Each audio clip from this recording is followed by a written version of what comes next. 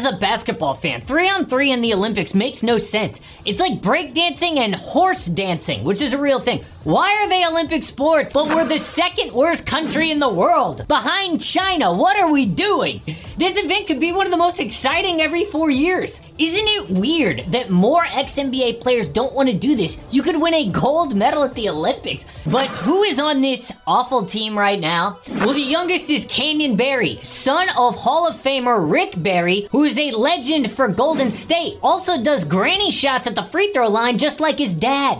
Dylan Travis from the EuroLeague, Kareem Maddox, who is most recently a podcaster, not even a player, and Jimmer Fredette, the #1 3-on-3 player in the world. Now you might laugh at they did in high school, but was too small and bad at defense for a big college. So was hitting Steph range threes every night, mob like Michael Jordan getting on the team bus. Kevin Durant literally tweeted, Jimmer Fredette is the best scorer in the world. So because of this hype and taking BYU to the Sweet 16, he was drafted 10th by the Kings in the NBA draft. So popular, Saks jersey sales increased by 540% overnight.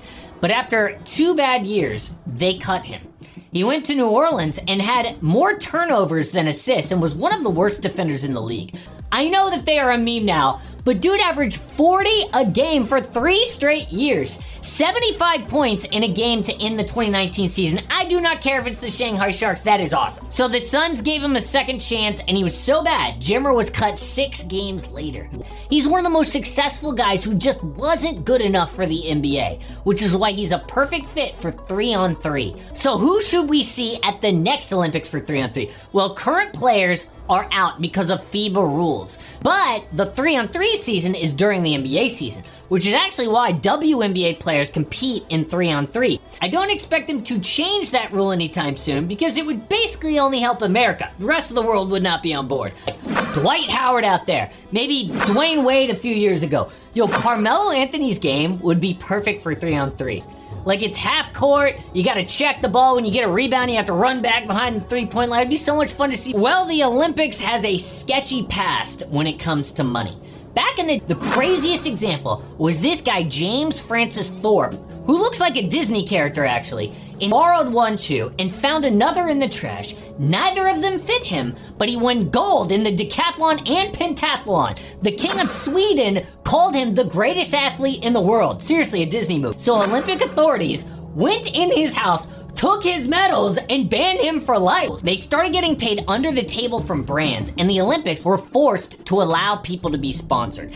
For example, Kevin Durant makes $51 million a year in the NBA, $45 million from sponsors like Nike, and he owns 80 companies on the side. But an Olympic rower named Megan Calmo shares a $1,000 a month apartment with another athlete. If her old pickup truck breaks down, she's got to find a mechanic who takes monthly payments, and she grows her own food just to get by. It is sad because the Olympics makes $7 billion every 4 years, but shares none of it with the athletes. Oh, the directors of the Olympics share $50 million for salary. The only thing the athletes get is prize money for winning a medal. This is a list of prize money by country for gold.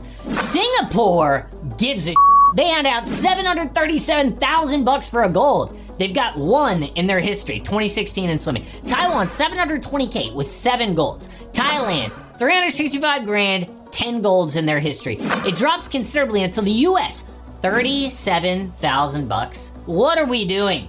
So 3-on-3 athletes would have to compete all year basically for free just to make the Olympics. They are independently wealthy already and have a chance at gold? So why don't they do this? Well, Ice Cube owns the Big 3 league. His athletes would be perfect for the Olympic team. Seeing the best that we have in Paris, and that's because of pettiness and politics, and it seems like the guys would rather not give the Big 3 any credit, and instead of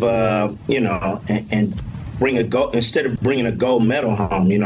That's more important than this petty. Commissioner Adam Silver was in the stands to see USA's embarrassing final game where they lost 21-6 to the Netherlands.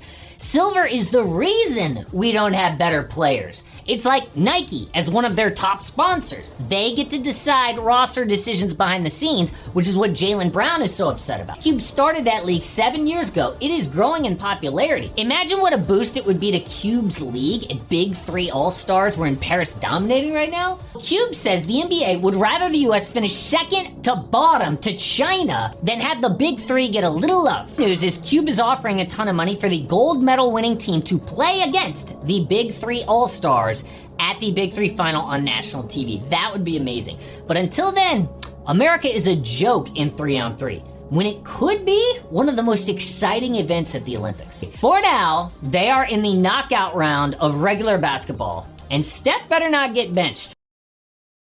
Subscribe to my channel.